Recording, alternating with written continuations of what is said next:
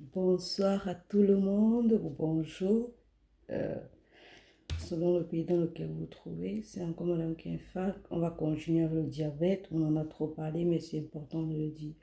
Comme je l'ai dit dernièrement, nous avons sectionné la vidéo en plusieurs parties parce qu'elle sera longue, non? Donc aujourd'hui, nous allons parler donc des complicances et comment prévenir ces complicances. Ok. Nous avons déjà défini le diabète. Nous avons dit quels sont les symptômes du diabète.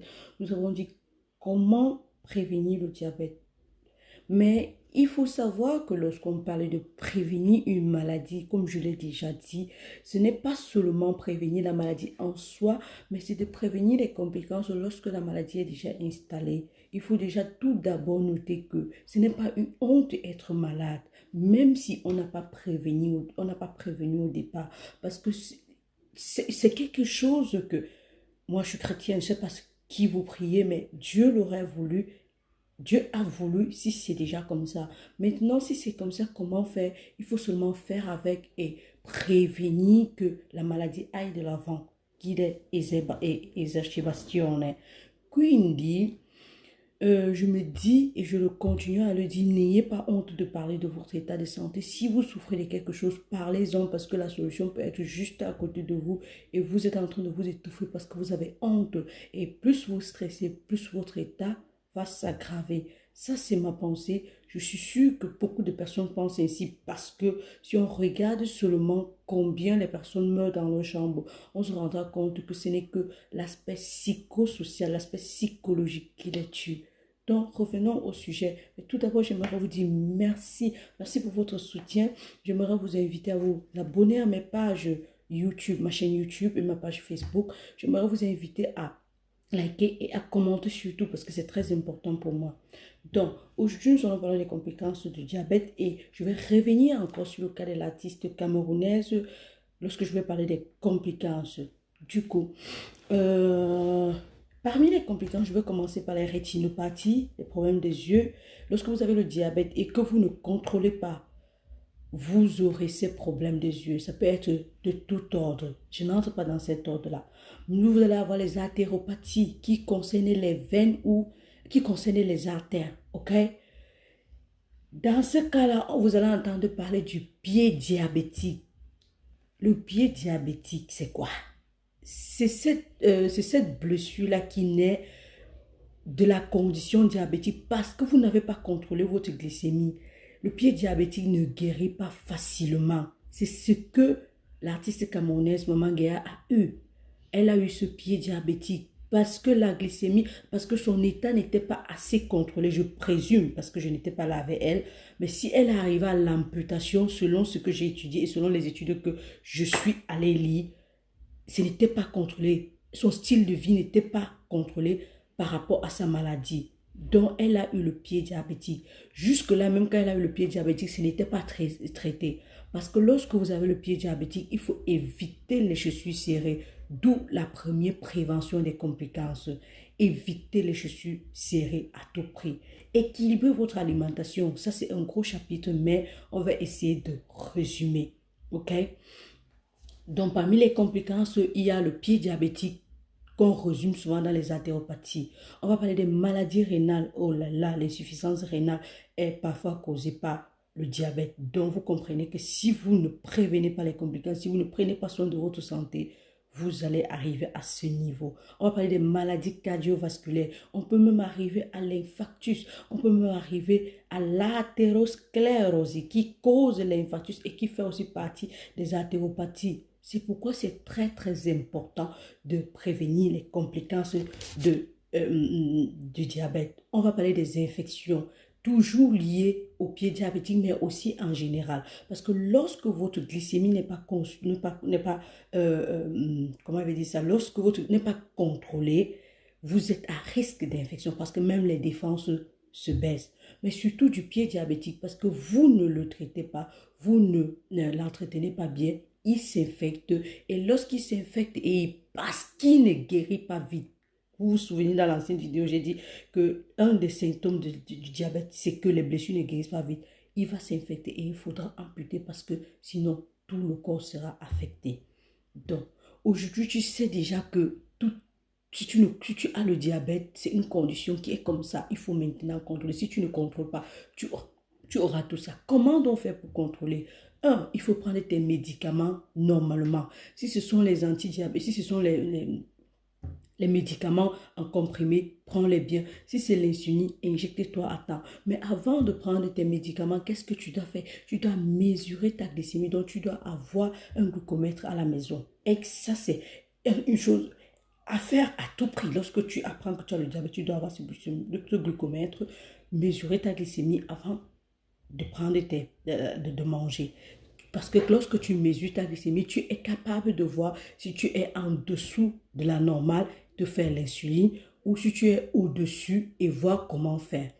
Alors, parmi les complications dont j'ai cité, j'ai oublié l'hypoglycémie. Pourquoi l'hypoglycémie? Parce que l'hypoglycémie est plus grave que l'hyperglycémie. L'hypoglycémie peut même entraîner un coma. Donc, on fait très attention, surtout dans les hôpitaux.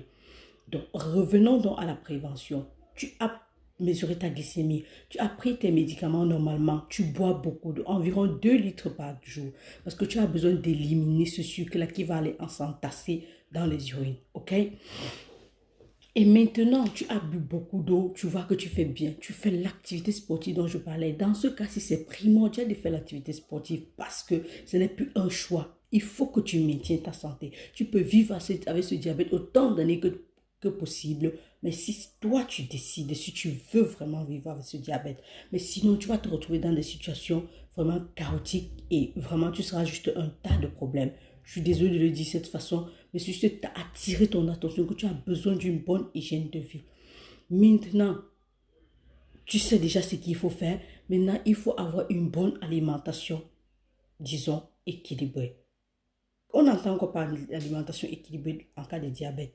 Éviter les sucres simples. Ça veut dire quoi? Les sucres qu'on ajoute dans les repas. Par exemple, dans les gâteaux, dans les yaourts sucrés. Comment je vais dire ça? Pourquoi? Parce que lorsque vous consommez un sucre simple, il se dégrade directement et il augmente la glycémie. Par contre, il y a aussi les sucres dans les aliments comme le riz, la pasta, le spaghetti, les tubercules que nous mangeons, le plantain, les ignames, tous ces tubercules, il y a le sucre dedans. Seulement que ces sucres-là sont comment? Ils sont complexes, donc ils prennent du temps pour se dégrader, ils sont longtemps. Mais c'est toujours important de prendre les sucres complexes dans les aliments comme les céréales en général, le riz, le pain brun, le pain de couleur sombre là. Parce que lorsque vous prenez ce sucre, pendant le temps qu'il prend pour se décomposer, les féculents qui sont dans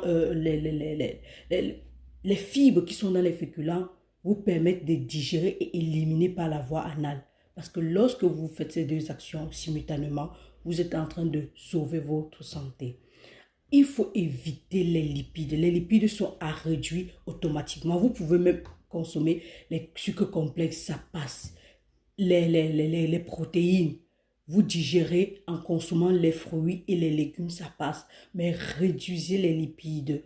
On trouve les lipides où? Dans les végétaux, comme dans...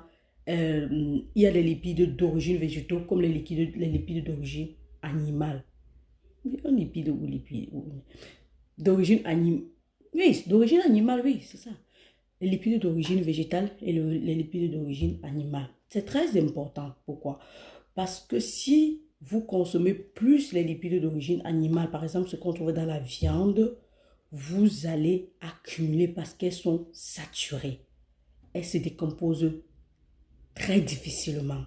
Par contre, en consommant les lipides d'origine végétale qu'on trouve dans qu'on trouvait dans le poisson, non, pardon, qu'on trouvait dans le soja, l'olive, vous dégradez plus facilement et vous avez moins de risque d'entassement ou alors d'accumulation du cholestérol dans les vaisseaux sanguins. Donc, vous avez moins de risques des vaisseaux sanguins et moins de risques de complications cardiovasculaires ou d'ordre général. Ok. Donc, vous réduisez vos lipides, comme je le disais tantôt. Et maintenant, ça, c'est dans le cas de l'alimentation, parce que des gens vont venir demander que, mais qu'est-ce qu'il faut manger? Si vous prenez les notices, lorsque vous prenez un aliment, vous lisez ce qui est écrit sur ça. En ce qui concerne nous, les Africains, nous savons déjà, je vous ai déjà dit que contient les tubercules. Vous pouvez les consommer, mais faites juste la part des choses équilibrées. Évitez juste d'augmenter chaque fois les lipides. Et surtout, si vous mesurez votre glycémie, vous n'allez vraiment pas avoir un problème. Et si aussi vous faites l'activité sportive, je vous assure, vous allez vivre comme un chat, vous allez vivre comme un boss. Je vous assure. Donc, on a parlé de l'alimentation, on a parlé du sport, on a parlé de tout. Évitez l'alcool, supprimez, merci, supprimez vraiment. Arrêtez de fumer s'il vous plaît, c'est vraiment pour votre santé. Et vous allez aussi, en réduisant le sucre, vous allez éviter le foie gras. Des personnes en souffrent, la stéatose, le foie gras qui peut aussi conduire à une cirrhose hépatique, qui est une des causes de la cirrhose hépatique. Parmi les causes ou alors la prévention, je n'avais pas parlé du stress, mais je tiens à vous rappeler que le stress est l'un des facteurs des complications du diabète. Donc, c'est vraiment important de l'éliminer, de le réduire autant que possible. J'espère vous avoir apporté quelque chose de bon aujourd'hui. La vidéo est très longue, ça ne me plaît pas. Je vais couper là. Et si vous avez des questions, n'oubliez pas de les poser. N'oubliez pas de venir en commentaire parce que moi, je suis disponible. Le numéro est là pour vous. Et sauvons des vies ensemble parce que vous aussi, vous pouvez m'apporter quelque chose de nouveau. Je ne sais pas tout. J'apporte ce que je peux apporter. Vous aussi, apportez quelque chose et sauvons des vies ensemble. Merci de nous avoir écoutés ou de m'avoir écouté. Santé Prévention, nous allons sauver des vies ensemble. La team Santé Prévention vous dit merci. À nous revoir à la prochaine.